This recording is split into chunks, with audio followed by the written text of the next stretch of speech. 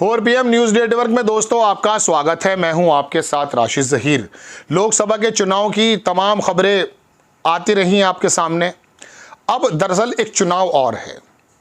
वो चुनाव तो 3 प्रदेशों का है, लेकिन मैं राहुल गांधी, कांग्रेस और भारतीय जनता पार्टी और मोदी जी के बारे में बात करने आपसे हाजिर हुआ हूं। 2024 के इलेक्शन की समीक्षा हम करते रहेंगे। जो भी इसके अंदर अल्टी पल्टी होती रहेगी वो भी आपको बताते रहेंगे। लेकिन एक असल टेस्ट और है, जिस टेस्ट की तैयारी आपको शायद मालूम हो या ना हो, मैं बताने आया हूं कि मोदी जी ने शुरू कर दी है। हरियाणा, महाराष्ट्र और जनाब मन झारखंड, यही हरियाणा, महाराष्ट्र और शायद छत्तीसगढ़ या झारखंड में 3 जगह चुनाव हैं। बिहार, हरियाणा और महाराष्ट्र, इन 3 जगह चुनाव हैं। 25% मंत्री मोदी जी ने यहीं से चुन लिए हैं। बिहार से 8, महाराष्ट्र से 6, हरियाणा से 3। नुकसान होने के बावजूद भी महाराष्ट्र में 6 मंत्री चुने गए। 3 जगह चुनाव हैं। 2024 में महाराष्ट्र में हो जाएंगे, अगले साल बिहार में, शुरुआत में। मोदी जी को मालूम है कि मेरी कमज़ोर जगह हो चुकी है महाराष्ट्र भी। बिहार में हालांकि कुछ बेहतर प्रदर्शन हो गया है, लेकिन फिर भी वहाँ सीटें तो घटी हैं।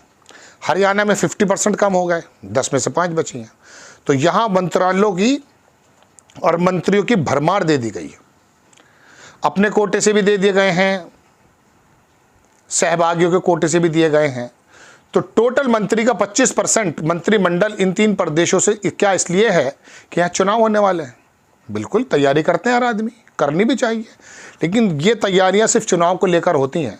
आपके और मेरे और नीट के अंदर जो बच्चे परेशान हैं, जो भी आज सुप्रीम कोर्ट ने बताया, मैंने रिपोर्ट बनाई, देखी है, इस बारे में अगर होती तो हमारे देश के अंदर तरक्की के नए आयाम गड़े होते।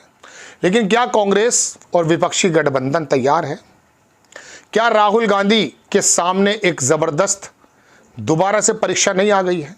ये परीक्षा अगर 3 चुनाव की पार कर लेते हैं राहुल गांधी, तो उसके बाद कम से कम ये माना जाएगा कि वाकई अब कांग्रेस जो है आगे की तरफ जा रही है और भारतीय जनता पार्टी को नीचे की तरफ ला रही है। मैंने कल एक प्रोग्राम बनाया था जिसमें मैंने अर्ज़ किया था आपसे कि अगर आप ये सोचते हैं कि मंडल का मंडल पर भारी हो गया तो गलत है। बदकिस्मती यह है कि वो स्टोरी बहुत कम लोगों ने देखी। आपसे रिक्वेस्ट है, देखिएगा, क्योंकि ये चटपटी खबरें तो चलती ही रहती हैं कि नीतीश ने क्या पलटी मारी है, राहुल गांधी की टी-शर्ट कितने की है। बुनियादी बातें भी हमें करनी चाहिए।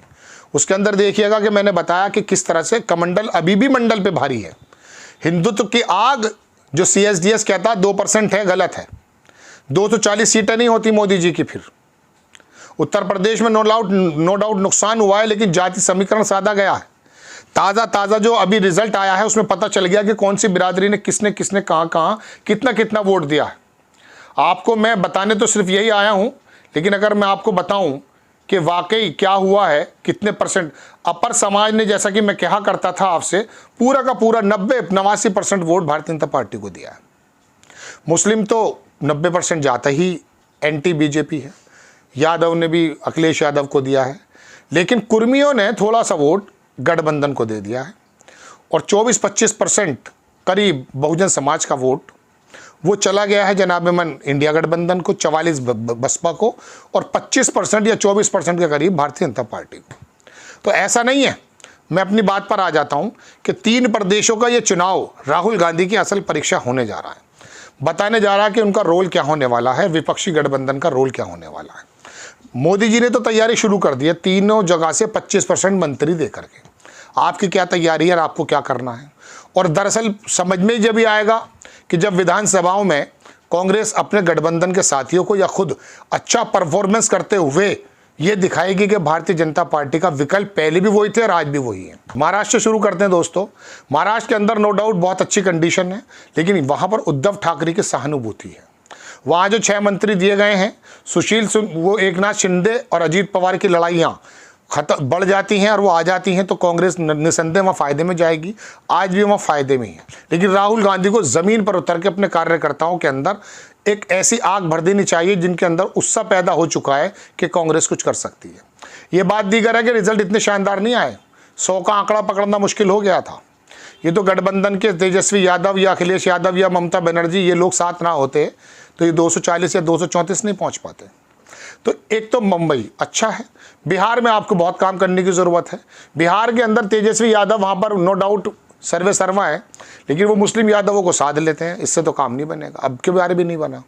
कांग्रेस आई को अपना पुराना वही वोट, महिलाओं का वोट, ब्राह्मण वोट और जो इंसाफ पसंद तबका है उसको किसी न किसी प्रकार से हिंदुत्व के सामने खड़े होकर के पैदा करना पड़ेगा। रोजगार के मुद्दे उठाने पड़ेंगे जो उठाते आए हैं, हालांकि वो हिंदुत्व के सामने बड़े कमजोर पड़ जाते हैं, लेकिन राहुल गांधी को एग्रेसिव रोल में आना ही पड़ेगा। कांग्रेस आई के एक कार्यकर्ताओं को एग्रेसिव रोल में आना ही पड़ेगा। नौकरी का मुद्दा हो या पेपर लीक का मुद्दा हो या ज़मीन के किसानों का मुद्दा हो या बिजली या महंगाई का मुद्दा हो, उनको मुद्दों को इतना बड़ा बना देना पड़ेगा सोशल मीडिया के माध्यम से। मेनस्ट्रीम मीडिया को तो मैं बोलूँगा नहीं कि हिंदुत्व का मुद्दा छोटा पड़ जाए। और उसके बाद तेजस्वी यादव और राहुल गांधी को ये काम करना चाहिए जो उत्तर प्रदेश में अखिलेश यादव ने किया है। वहाँ पर कुर्मी हो, निषाद हो, शाक्य हो, मौर्य हो, पासी हो, तमाम लोगों को जो अति पिछड़ा और पिछड़ा वर्ग से आते हैं, जो एससी वर्ग से आते हैं, उनके अंदर लोकल छत्रप उठाने पड़ेंगे राहुल गांधी जी आपको, वरना सपनों की दुनिया में रहने से कोई फायदा नहीं होगा। करना पड़ेगा। हिंदुत्व की काट यदि आप ढूंढना चाहते हैं देश में, मिलेगी नहीं सिवाय इस बात के जो काम काशीराम ने किया था। आपको जातीय समीकरण सरकार से बांधना पड़ेगा जो काम अभी पीडीए के अंतर्गत अखिलेश यादव ने किया है। अखिलेश यादव का दिमाग कोई कंप्यूटर का दिमाग नहीं है। उसने सिर्फ अपने बुजुर्गों की उसी सिद्धांत को अमल किया है 2022 में भी, जो 40-42 से 120 पहुंच गए, और इस बार वो 5 से जो है पहुंच गए जनाब मन 33-37, क्योंकि उसने ये किया कि कुर्मियों को, निषाद को, मौर्य को 1-1.5 लाख वोट जब अपनी बिरादरी का काट लेंगे तो हिंदुत्व मर जाएगा। हिंदुत्व मर जाएगा, राजनीति से हिंदुत्व विलुप्त हो जाएगा। तो ये काम बिहार की धरती में तेजस्वी यादव को भी करना है। खाली 2 बिरादरी पर आकर के तेजस्वी यादव अखिलेश यादव को मुसलमान मानते हैं अपर समाज के लोग। भारतीय जनता पार्टी ने बता दिया कि ये मुसलमानों के नेता हैं। जो मुसलमानों के पक्ष में बोलता, मोदी जी तो डर के मारे टोपी भी नहीं पहनते। नसरुद्दीन शाह ने उठाई ये बात अभी, भाई जो मुसलमानों के पक्ष में बोल जाएगा उसे वोट नहीं मिलती। देश का माहौल ये बना दिया गया है। लेकिन इसकी काट सिर्फ यही है जो मैं बता रहा हूँ आपको, और ज़माने से बता रहा हूँ। तीसरी बात आ जाती है जनाब हरियाणा में। हरियाणा नो डाउट हिंदू मुस्लिम में ज़्यादा नहीं बहता है, भले वहाँ धार्मिक पशु बना दिए गए हों, लेकिन उसके बावजूद भी अंदाज़ा कीजिए कि वहाँ जाट का मुद्दा हो, किसान का मुद्दा हो, पहलवान का मुद्दा हो, नौकरियों का मुद्दा हो, अग्निवीर का मुद्दा हो, भारतीय जनता पार्टी फिर भी सर्वाइव कर रही है। क्योंकि वजह यह है कि उन्होंने लोकल छत्रप पैदा किए हैं। वहाँ आपको लोकल छत्रप पैदा करने हैं।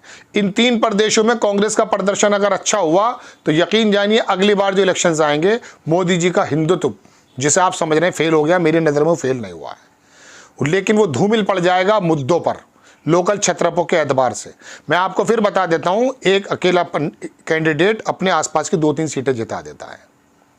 कहीं समाजवादी महाराष्ट्र में है क्या? अब वो आसिम आजमी जीतते हैं, वहाँ से समाजवादी पार्टी में जीतते हैं। बताइए जीतते हैं नहीं जीतते? इसी तरह से बहुत सारे लोग ऐसे हैं, गठबंधन करके आप जो हैं जब वहाँ जाति समीकरण साध करके भिवंडी से जीतते हैं, चूँकि भिवंडी में मुसलमान है। गोवंडी और भिवंडी 2 जगह हैं जहाँ से वो जीते हैं, चूँकि मुस्लिम ज़्यादा है वहाँ। इसी तरह से दोस्तों ये तमाम चीज़ें आपके सामने हैं। राहुल गांधी की परीक्षा, मोदी जी चाल चल चुके, 25% मंत्री बना दिए। आपके पास मंत्री बनाने का कोई अधिकार नहीं है, लेकिन अभी आप इतना ज़रूर कर सकते हैं कि आपको ये काम करना है कि 3 प्रदेशों में लोकल छत्रप उठा करके आप अपने कैंडिडेट खड़ा करेंगे, और उसके बाद पता ये चलेगा कि जाति समीकरण से आप इनको खत्म कर देंगे। ये राहुल गांधी की परीक्षा दोस्तों आने वाली है विधानसभा प्रदेशों में। आपको खबर कैसी लगी अपनी राय कमेंट्स बॉक्स में जरूर दीजिए। चैनल को सब्सक्राइब कीजिए, शेयर कीजिए। नेक्स्ट टाइम में किसी खबर के साथ हाजिर होता हूं। जय हिंद।